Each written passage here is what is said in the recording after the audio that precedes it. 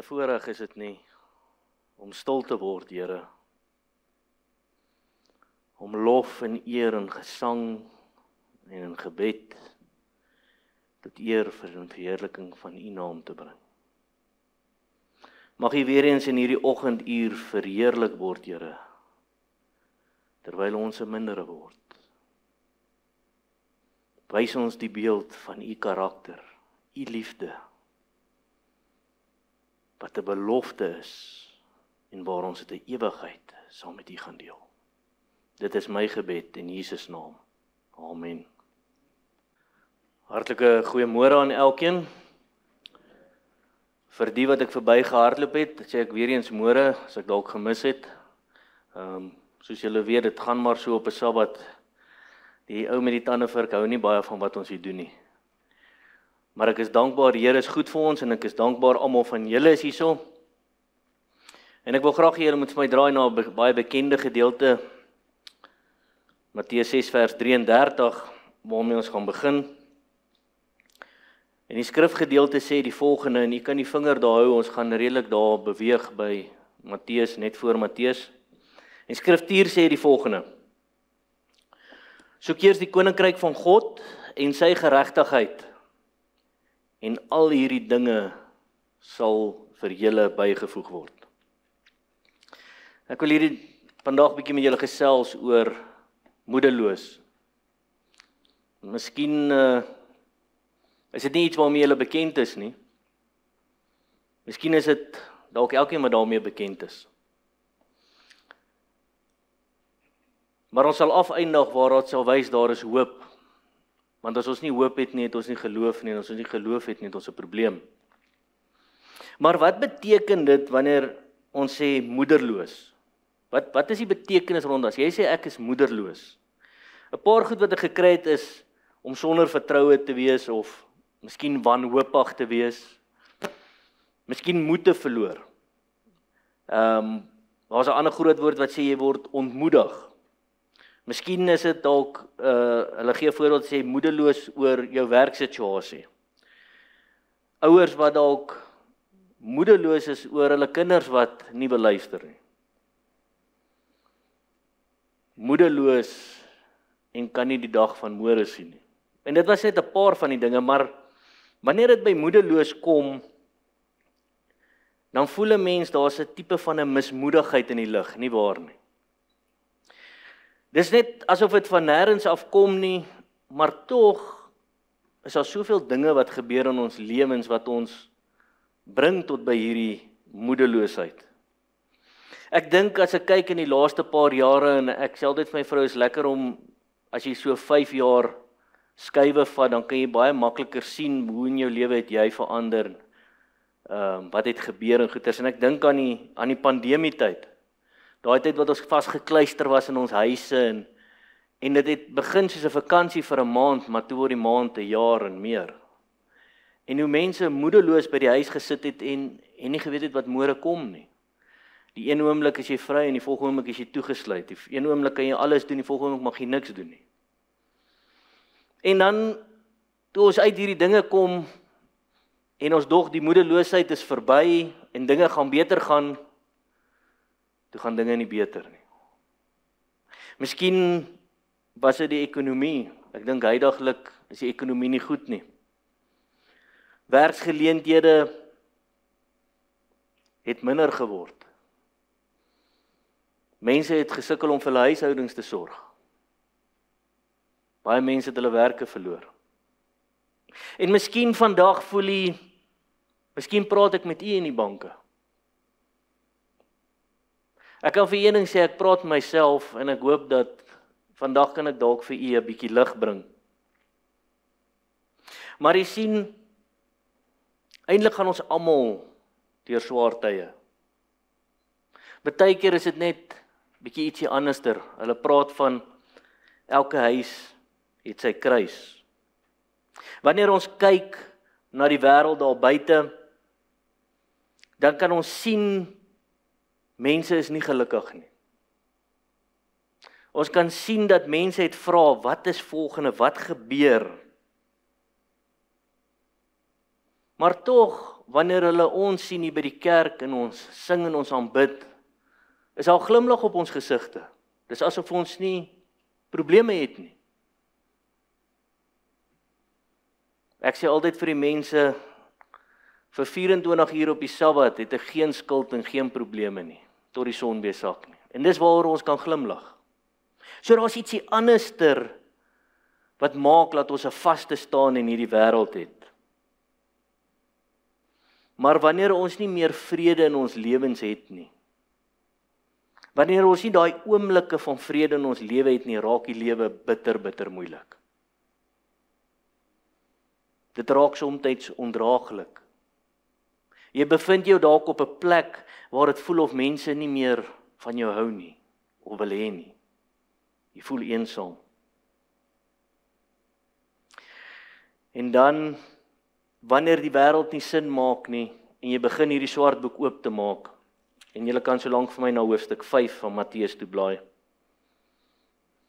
En wanneer ons geloof begin minder raak, en ons verstaan hierdie wêreld en sy omstandighede, en kom Jesus met die antwoord, en vandag wil ek met julle gesels oor Matteus 5, die bergpredikasie. Jesus roep die skare bymekaar, hy gaan 'n preek lewer, hy gaan met mense gesels. Met watter mense gesels hy? Hy praat met die Israeliete. Hy praat met 'n volk wat uit Egipte land uitgekom het, en waar sit hulle vandag? Jy sien, in die tyd van Egipte land af, was daar baie obstacles, baie uitdagings gewees, oorlog, party is gewen, party keer as ek die Bybel lees, voel dit vir my die meeste was verloor. Hulle is in ballingskap geneem, weggevoer, dan het hulle weer teruggekom. En wanneer ons kyk waar hulle heidaglik sit, sit hulle daar onder die Romeinse ryk.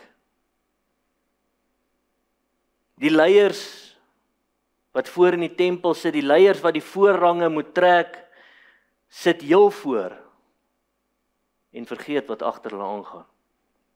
Hulle het ander belange. Die leiers by die regering se tyd uit en vorder belasting in by hulle eie mense, want hulle kry dit soveel beter reg as wat die Romeine dit reg kry. Dis van die een punt na die ander punt, van die uitbuit tot hartseer. Hulle het al moed verloor in hulle leiers. Maar hoekom het hulle moed verloor? Want die leiers wat hulle God en sy karakter moes wys, het gefaal. Want hierdie mense is op soek na antwoorde, na beloftes. Hulle sit letterlik as 'n land op hulle knieë, moedeloos en weet nie watter rigting om in te gaan nie. Wat kom volgende? Is daar nie net 'n klein liggie in die hoek, iewers waar ek net kan skuif om 'n bietjie lig te kry vir my lewe nie? En die vraag wat ek vir julle wil vra is, klink dit nie baie bekend met ons vandag hier nie? Jy sien, die Bybel gee ons die voorbeeld om te sê, hou moed. Jy is nie in verlore straat nie. Maak nie saak wat die regering doen nie. Maak nie saak wat se wette uitkom nie. Wat die wêreld daar buite doen nie. Jesus gaan weer kom. En hy wil almal uitnooi. En nou bring hy hulle in Matteus 5 by die bergpredikasie. Maar voordat ek begin met die bergpredikasie, het ek so net 'n klein bietjie ondersoek ingestel, want ek hou altyd daarvan om na die opskrifte te kyk. Ek weet die Bybel het nie die opskrifte ingehaat nie, maar is altyd interessant vir my hoe die vertalings na die verskillende aspekte kyk. In die 53 wat nou voor julle oop is, miskien het julle, ek gaan so 'n bietjie deur gaan praat hy van die bergpredikasie, die saligspreking. Die Bybel vir almal praat hy van Jesus leer vir die mense op die berg, die gelukkige mense. Die 2020 vertaling sê die bergrede, ware geluk. Die Nuwe Lewende vertaling, en ek gaan 'n bietjie daarna toe verwys, hy sê Jesus se bergpreek. Luister mooi wat sê hy. Hy sê hoe burgers van God se koninkryk lyk. Is dit nie mooi nie? So Jesus is besig om hier te kom na moedelose mense, want Jesus is hier om vir my en vir u hoop te bring. Kom ons begin te lees daar by Matteus 5 vers 1.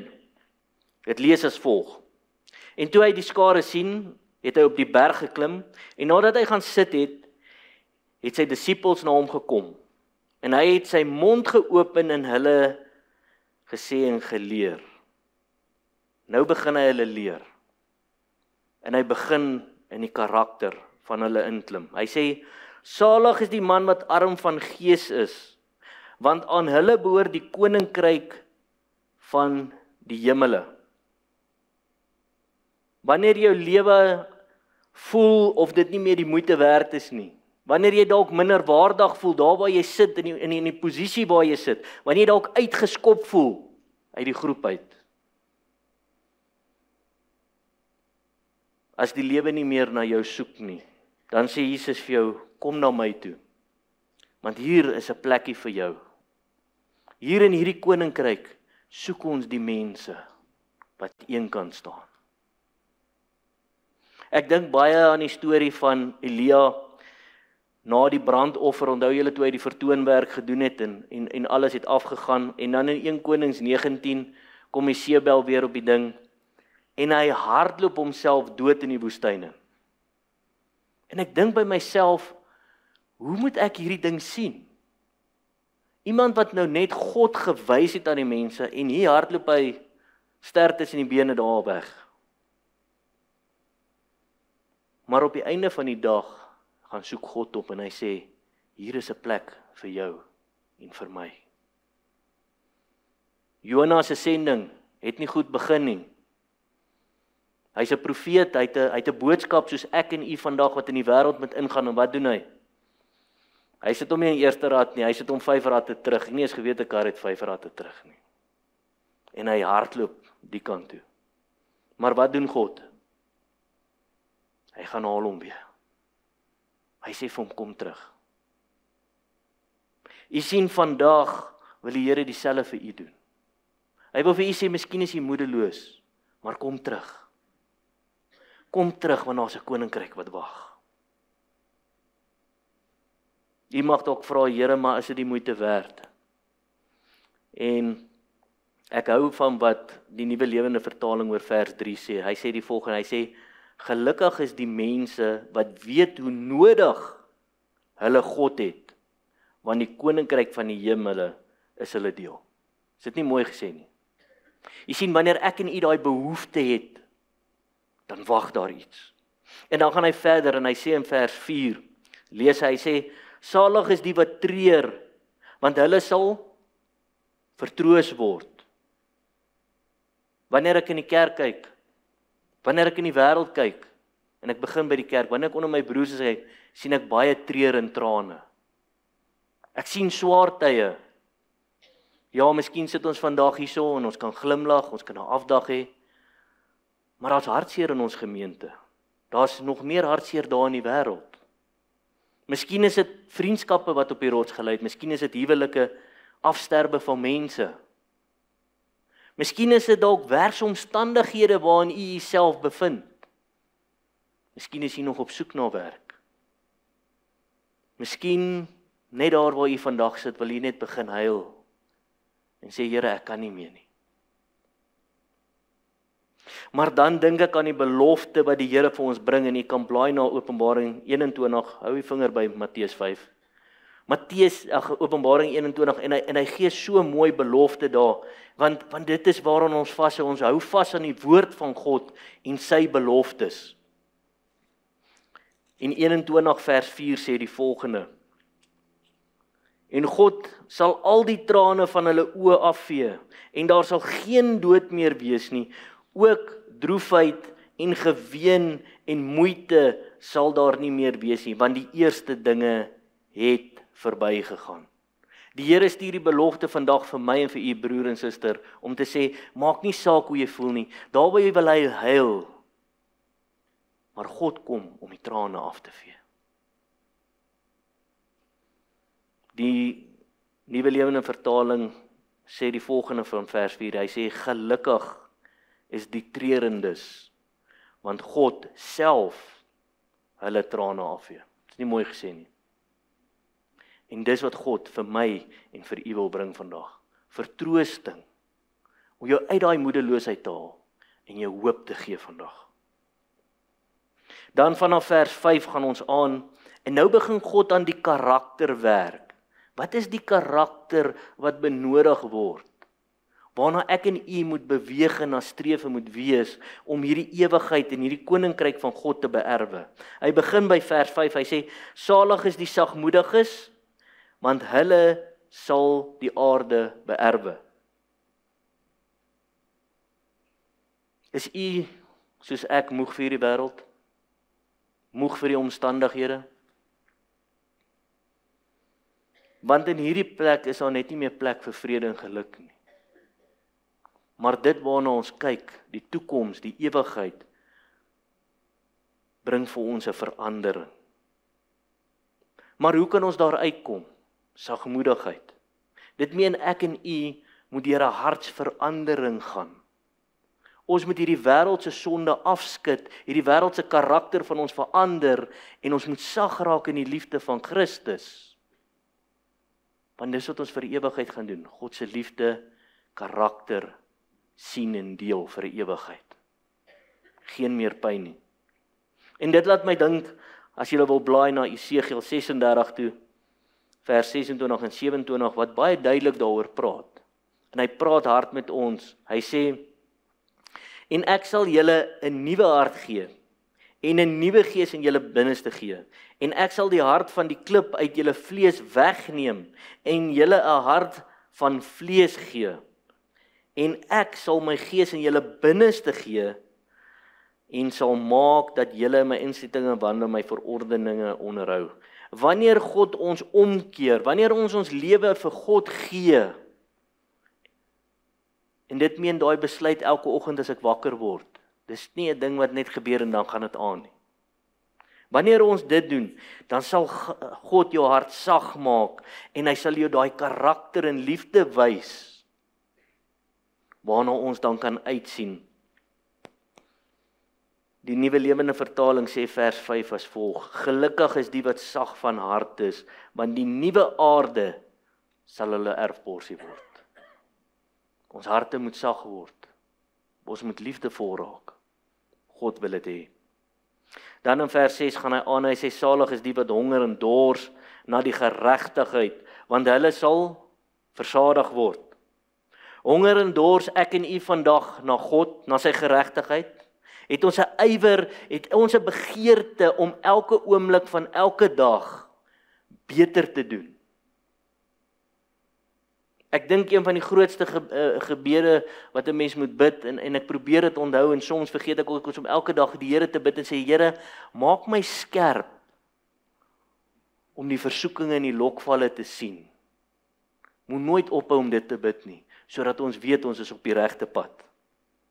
Maar dan sê hy, jy sal versadig word, en dit laat my dink, daar toe Jesus die vrou by die put gekry het. Wat sê hy vir die vrou by die put toe hy daar kry oor die versadig? Hy sê vir haar by Johannes 4 vers 13 en 14, hy sê, Jesus antwoord en sê vir haar, elkeen wat van hierdie water drink, sal weer dors kry. Jy kan nie versadig word nie. Maar elkeen wat drink van die water wat ek hom sal gee, sal in ewigheid nooit dors kry nie, maar die water wat ek hom sal gee, sal in hom word 'n fontein van water wat opspring tot in ewigheid. Dit meen ek en jy sal oorloop tot in ewigheid. Ons sal versadig wees, daar's niks tekort in dit nie. Die Nuwe Lewende Vertaling sê die vers 5 die volgende, gelukkig is die wat honger en dors na wat God reg is, want hy sal hulle hartsverlange bevredig. Jy sien daai versadig? Wanneer ek en u aan God vashou, het ons 'n vrede in ons, en ons kort niks meer nie. Vers 6 gaan aan, hy sê, salig is die barmhartiges, want aan hulle sal barmhartigheid bewys word. Wat beteken dit om barmhartig te wees? Barmhartig meen om meegevoel te hê, om te gee, uit te reik na mense in liefde en hartseer. Barmhartigheid meen eintlik meer om te gee, as om enigiets terug te ontvang. En dan, wanneer dit by barmhartigheid kom, dink ek aan Matteus 25, terwyl Jesus praat, en daar was 'n lang storie, jy kan deur dit gaan lees, maar ek wil net die gedeelte lees, wat vir my sin gemaak het, toe ek na hierdie bergpredikasie gekyk het. Matteus 25, vers 37 tot 40. Dan sal die regverdig hom antwoord en sê, die regverdiges, onthou dis die barmhartiges waarvan ons nou praat. Dan sal die regverdiges hom antwoord en sê, Here, wanneer het ons U honger gesien en gevoed of dors en te drinke gegee? En wanneer het ons U 'n vreemdeling gesien en geherberg of naak en geklee? En wanneer het ons U siek gesien of in die gevangenis na U gekom? En hier kom die kruks van die saak, en die koning sal antwoord en vir hulle sê, voorwaar, ek sê vir julle, vir sover julle dit gedoen het aan die geringstes van hierdie broers van my, het julle dit aan my gedoen. God sê basies vir my, dit wat jy aan ander bewys het, gaan ek aan jou lewer. Is dit nie mooi gesê nie?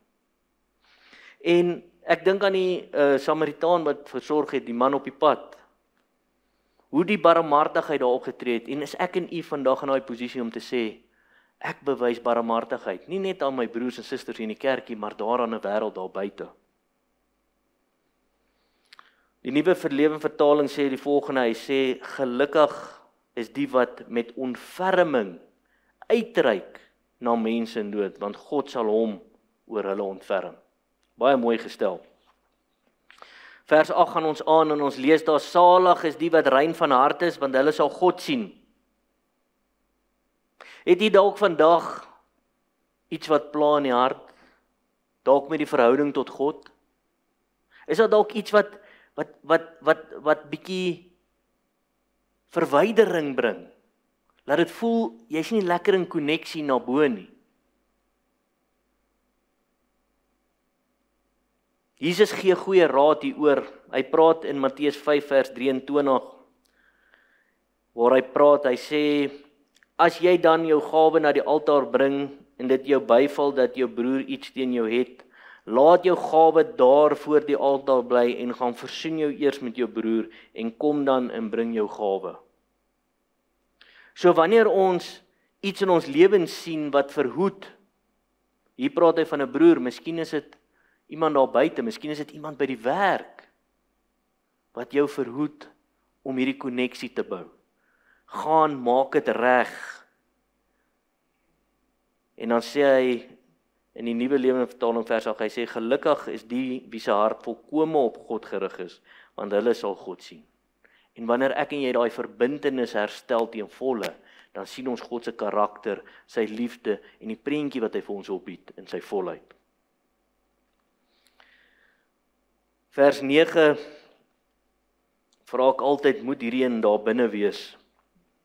Maar onthou, Jesus wil met ons harte praat.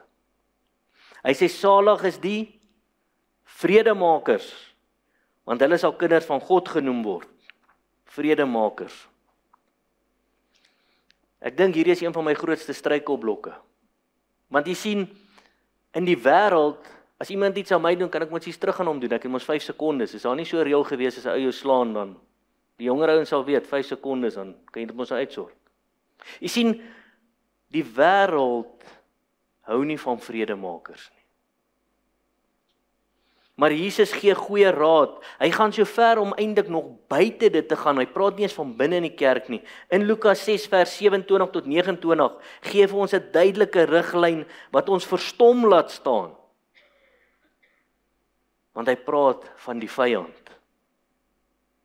In vers 6 vers 27 sê hy die volgende, hy sê, maar ek sê vir julle wat luister, julle moet julle vyande lief hê en goed doen aan die wat julle haat. Goed doen aan iemand wat my haat? Ek weet nie van u nie, dis moeilik. Seën die wat julle vervloek en bid vir die wat julle beledig. Die mense wat skinder, daar agter die muur, elke keer as hulle my sien. Elke keer wat ek nie eens weet wat hulle sê nie, want ek het nie insig nie. Gaan ek vir hulle bid? Gaan ek hulle opdra aan die Here? Aan hom wat jou die wang slaan, moet jy ook die ander een gee. So wanneer jy jou slaan, is die 5 sekonde reël, gee hom die ander bal. Slaan nie terug nie. En aan hom wat die bokleed neem, moet jy die onderkleed nie eens weier nie. Jy sien, ons hou te veel aan onsself vas. En ons vergeet dit het niks met ons te doen nie. Die Here moet gebid word en gevra word om ons die wysheid en die krag te gee om vredemakers te wees. Om te veg teen daai sondige natuur wat alles self, maar ek het die reg. Hy het teen my dit verkeerd gedoen. 'n Vredemaker sê, ek wil altyd vrede hê. Maak nie saak wat die omstandighede is. Die Nuwe Lewende Vertaling sê dit vir my mooi. Hy sê, gelukkig is die vredemakers, want God sal vir hulle sê, julle is my kinders. Is dit nie my en u begeerte vandag, dat die Here kom en sê, jy is my kind, jy is my kind, kom na my toe nie. Nou dat ons verby die karakter van God is, so wanneer ons nou aan hierdie beloftes vashou, en wanneer ons kyk na die teksverse wat ons help, om te verstaan wat die Here aan ons probeer sê, meen die wêreld gaan nou maklik wees. Ons gaan nie uitstap sonder probleme nie. Dit werk ongelukkig nie so nie. Ons hou van teerpaaie, maar die potholes raak baie. Letterlik en figuurlik. Want jy sien, die vyand hou nie van wat hier gebeur, wanneer ons hart omskep van 'n kliphart na vleeshart, wanneer ons karakters begin verander nie, want dan is hy besig om sy kloue op ons te verloor. Vers 11 en 12 begin Jesus my en u voor te berei. Sodat wanneer hierdie dinge gebeur, wanneer ons moedeloos staan, ons nie verstom moet staan en sê, maar Here, hoe dit gebeur nie. Ek dink baie aan Job se verhaal. Wanneer iemand vir my sê, hoekom, dan sê ek, gaan lees net Job. En as jy klaar is, kom gesels weer met my. Want jy sien, die Bybel gee vir ons die antwoorde. Here gee ons die antwoord om te sê, jy voel dalk moedeloos, maar daar is hoop. Wat gebeur in daai belofte wat God gee? Vers 10 en 11. Hy sê, salig is die wat vervolg word ter wille van die geregtigheid, want aan hulle behoort die koninkryk van die hemele. Salig is julle wanneer die mense julle beledig en vervolg en valslik allerhande kwaad teen julle spreek om my ontwil, om God se ontwil. As ons om ons kyk, en ons kyk in die wêreld en die omstandighede, besef ons, tyd is besig om uit te loop. Daar is 'n aanval op God, nie net sy kerk nie, sy beginsels, dit wat hy is, dit wat hy geskape het. Vandag het ons vir Dr. JD wat ons help met die gesondheid, daar's 'n aanval op elke liewe gebied van ons lewens. Miskien word u dalk valslik aangekla, miskien word u dalk valslik aangekla oor wat u gesê het. Miskien word u bespot. Miskien het u nie eens 'n woord gespreek nie, en u is in die moeilikheid. En dan dink ek terug aan Jesus, terwyl hulle hom gevange neem van Getsemane af. En wat het hulle met hom gedoen? Hulle het hom aangekla. Hulle het hom valslik beskuldig. Hulle het baie dinge teen hom gebring, leiers van die volk. Kerkhoofleiers, presidente in ons taal, wat valslike goed gebring het. En ek kyk en ek sê, Jesus het nie een woord gesê nie. Hoe ver is ek nie? En dan waar Jesus onskuldig teen 'n kruis genaal is vir my en vir u sondes, sonder om 'n woord te sê. So wanneer hierdie dinge gebeur, moet ons reg staan, ons moet reg wees. Ek en u moet verstaan, die wêreld gaan nie vir ons wag nie, en probeer ons op ons knieë kry, en probeer ons moedeloos kry. Maar wanneer ons opkyk na die kruis, is daar hoop. En waar daar hoop is daar geloof.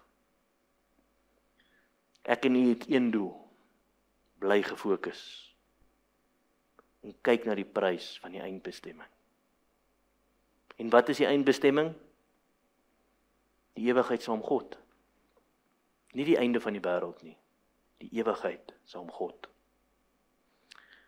Die nuwe vertaling sê van vers 10 en 11 die volgende: gelukkig is die wat vervolg word ter wille van wat voor God reg is. Wanneer ek en jy dit reg doen. Want die koninkryk van die hemele is vir hulle. Wanneer ek en jy moedeloos raak, wanneer mense oor ons trap, kyk na daai ewigheid. Gelukkig is julle wanneer julle bespot en vervolg word en allerhande leuns oor julle versprei word, omdat julle my disipel is. Wanneer ek en u aan God behoort, is ons ambassadeurs van God. En ons het 'n verantwoordelikheid wat mee in ons word te teiken in 'n kollig in hierdie wêreld. En dan vers 12 gaan hy aan en hy sê verbly en verheug julle omdat julle loon groot is in die hemele. Want so het hulle die profete vervolg wat julle voor julle gewees het. So wanneer ek kyk na hierdie vers, dan kyk ek na die Bybel en hy sê vir my, kan julle sien, dit het in die verlede ook gebeur. Wanneer ons die Bybel lees, wanneer ons deur Israel, wanneer ons kyk, ek het gepraat van Elia en ons kyk alles, dit het met hulle ook gebeur.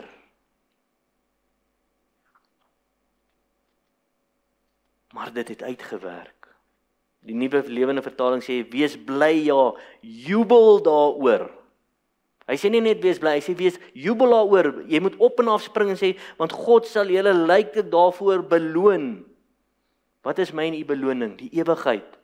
Onthou, so het hulle die profete vir julle ook vervolg. Die verlede wys vir ons is 'n herhaling. Dit gaan nie verander tot en met die dag van die einde nie.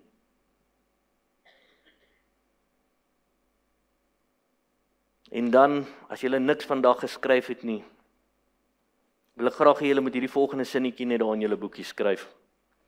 Jesus sê die volgende woorde: arm van gees, treur en vertroos, sagmoediges, geregtigheid en barmhartiges. Sien God in vrede. Deur vervolging beerwe ons die koninkryk, so verbly julle. En daar het julle in een sin die hele bergpredikasie om vas te hou.